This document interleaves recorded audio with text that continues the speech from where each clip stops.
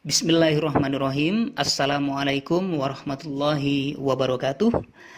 Dalam video ini saya akan memberikan penjelasan bagaimana persamaan diferensial dapat digunakan untuk menganalisis gerakan fluida. Dengan cara inilah kita dapat mempelajari dasar-dasar mekanika fluida dengan baik.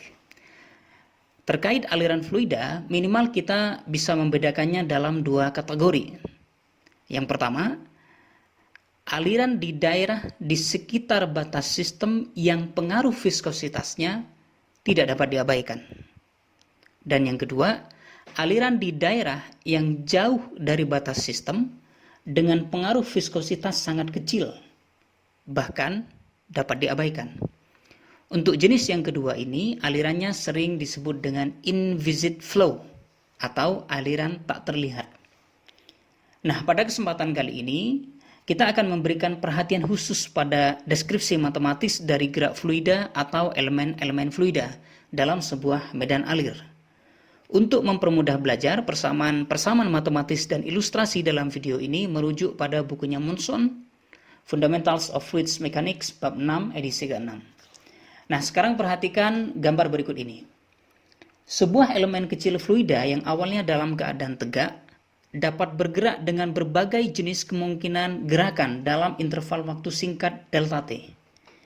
Secara prinsip, gerakan elemen fluida ini dipicu oleh gerak translasi, deformasi linear, rotasi, dan deformasi anguler. Inilah konsep dasar yang penting. Berikutnya, mari kita mulai dari yang paling sederhana, tentang medan vektor kecepatan dan medan vektor percepatan.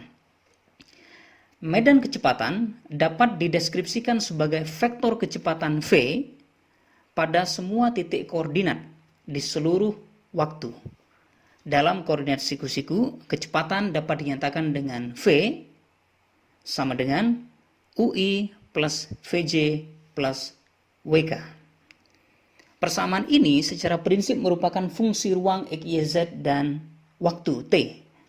Dan salah satu tujuan utama analisis diferensial adalah bagaimana komponen-komponen kecepatan ini bergantung pada ruang XYZ dan waktu T. Oleh karena itu, percepatannya dapat dinyatakan dengan A sama dengan do V do T plus U do V do X plus V do V do Y plus W do V do Z. Dan masing-masing komponen kita bisa uraikan menjadi AX sama dengan do U do T plus do U do X kali U plus V do U do Y plus W do U do Z. AY sama dengan do V do T plus U do V do X plus V do V do Y plus W do V do Z. Dan percepatan pada sumbu Z, AZ sama dengan do W do T plus U do W do X plus V do W do Y plus W do W do Z. Dan percepatannya dapat dinyatakan dengan A sama dengan dV dt. Dengan D adalah operator diferensial dan secara umum dapat dituliskan menjadi do T besaran tertentu medan yang diinginkan sama dengan do T plus U do X plus V do Y plus W do Z. Dan ini kemudian sering disebut sebagai derivatif material atau derivatif substansial. Dan secara notasi vektor bisa kita tuliskan bahwa DDT sama dengan sama dengan T plus V dot del dari besaran yang diinginkan, besaran vektor tentunya. Dan dalam hal ini kita tahu bahwa del dari besaran vektor itu adalah operator del yang dapat dinyatakan dengan del besaran vektor yang diinginkan sama dengan do X dalam arah I plus do Y dalam arah J plus do Z K. Selanjutnya, marilah kita lihat gerak linier dan deformasi pada elemen fluida. Jenis gerak paling sederhana yang elemen fluida dapat alami adalah gerak translasi. Perhatikan gambar ini. Dalam rentan waktu sesingkat delta T, partikel yang mulanya berada di titik O berpindah ke titik O aksen.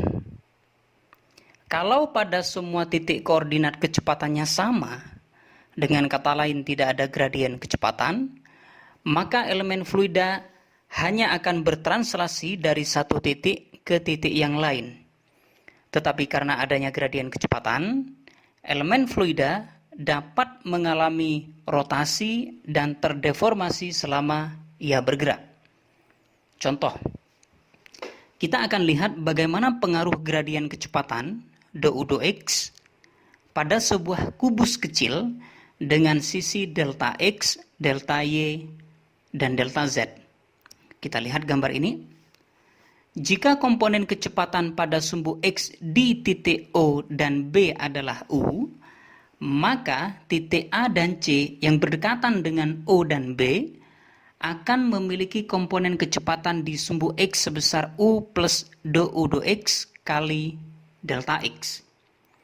Perbedaan kecepatan ini akan menyebabkan peregangan volume elemen fluida sebesar du dx kali delta X delta T.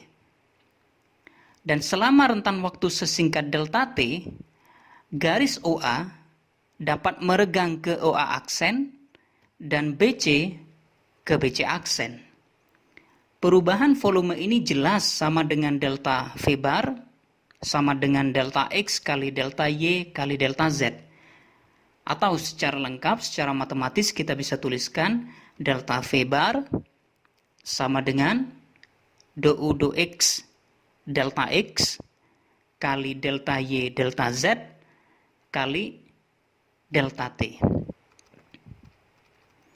Dan laju perubahan volume, persatuan volume akibat pengaruh gradien kecepatan du dx adalah 1 per delta V bar kali D delta V bar dt sama dengan limit ketika delta T mendekati 0 dari du dx kali delta T delta T sama dengan du dx. Itu untuk komponen sumbu X saja. Kalau gradien kecepatan juga muncul pada sumbu Y dan sumbu Z, maka cara analisisnya ya sama. Sehingga secara umum dapat kita tuliskan bahwa 1 per delta V bar kali D delta V bar dt itu akan sama dengan du dx plus du V du Y plus du W du Z atau sama dengan del dot V. Ini adalah laju perubahan volume per satuan volume untuk kasus 3 dimensi yang kemudian juga dikenal dengan laju dilatasi volumetrik. Nah, dari persamaan ini kita tahu bahwa untuk fluida incompressible, laju dilatasi volumetrik akan bernilai 0. Kenapa? Karena pada fluida incompressible, elemen volumenya tidak dapat berubah tanpa adanya perubahan densitas fluida. Sebagai informasi tambahan, bahwa du dx, du V du Y, dan du W du Z ini bertanggung jawab pada mekanisme deformasi linier. Baik, sekarang kita lanjutkan ke gerak dan deformasi anguler. Untuk memudahkan analisis kita mulai dengan analisis gerak 2 dimensi dulu pada bidang XY misalnya. Tentu saja nantinya hasil analisis ini dapat diambil bentuk umumnya ke dalam gerak 3 dimensi. Sekarang perhatikan gambar. Dalam rentan waktu singkat delta T, segmen garis OA dan OB akan berotasi dengan sudut delta alfa dan delta beta, sehingga mencapai posisi baru OA aksen, dan OB aksen. Kecepatan sudut segmen garis OA itu dapat dinyatakan dengan omega OA sama dengan limit ketika delta T mendekati 0 dari delta alfa delta T. Dan untuk sudut yang sangat kecil kita dapatkan bahwa tangen dari delta alfa itu mendekati nilai delta alfa itu sendiri. Sehingga do V do X kali delta X delta T, do X itu akan sama dengan do V do X kali delta T. Sehingga kita bisa dapatkan bahwa omega OA itu akan sama dengan limit ketika delta T mendekati 0 dari do V do X kali delta T terhadap delta T sama dengan do V do X. Dan perhatikan bahwa jika do V do X itu positif, maka omega OA akan berlawanan arah jarum jam. Dengan cara yang sama, kita bisa dapatkan kecepatan sudut garis OB dengan formulasi bahwa omega OB sama dengan limit ketika delta T mendekati 0 dari delta B delta T. Dan tangen delta B itu mendekati nilai delta B sendiri ketika delta B itu sangat kecil. Sehingga ini akan sama dengan do U do Y kali delta T. Dan hasilnya omega OB itu akan sama dengan do U do Y. Dalam hal ini jika do U do Y positif, maka omega OB akan searah jarum jam. Rotasi pada sumbu Z, omega Z dalam hal ini, untuk elemen yang berputar terhadap sumbu Z merupakan rata dari kecepatan omega OA dan omega OB dari dua segmen garis yang saling tegak lurus. Jadi jika rotasi yang berlawanan arah jarum jam kita asumsikan positif, maka omega Z akan sama dengan setengah kali do V do X minus do U do Y. Dengan cara yang serupa kita bisa memperoleh omega X, yakni rotasi pada sumbu X, dengan rata dari kecepatan sudut omega A dan omega OA maksud saya, dan omega OB dari dua segmen garis yang saling tegak lurus, sehingga kita bisa dapatkan bahwa omega X sama dengan setengah kali do W do Y minus do V do Z. Dan untuk kecepatan sudut pada sumbu Y diperoleh omega Y sama dengan setengah kali do U do Z min do W do X. Jadi dari ketiga ungkapan ini maka vektor kecepatan sudut omega secara 3 dimensi dapat dituliskan dengan omega sama dengan omega XI plus omega YJ plus omega ZK. Dan kita tahu bahwa vektor kecepatan sudut itu adalah separuh dari curl vektor kecepatan linear.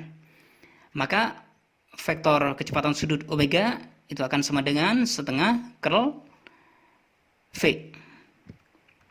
Atau kita tahu bahwa setengah dari curl V itu sama dengan setengah determinan dari IJK, do X, do Y, do Z, U, V, W. Atau sama dengan setengah kali do W, do Y min do V, do Z dalam arah I plus setengah kali do U, do Z min do W, do X dalam arah J plus setengah kali do V, do X min do U, do Y dalam arah K. Dan terakhir, kita kenalkan besaran baru yakni vortisitas. Dalam bahasa Inggris dikenal dengan vorticity. Zeta. Sebagai besaran yang berhubungan dengan gerak rotasi partikel. Dan vortisitas zeta ini didefinisikan sebagai 2 kali vektor rotasi. Jadi zeta sama dengan 2 omega. Atau sama dengan curl V. Tentang apa makna fisis lebih lanjut dari virtuositas ini, saya berikan kesempatan untuk kita berdiskusi di kolom komentar. Dan baiklah, demikian yang dapat saya sampaikan pada kesempatan kali ini. Terima kasih, semoga bermanfaat, dan wassalamualaikum warahmatullahi wabarakatuh.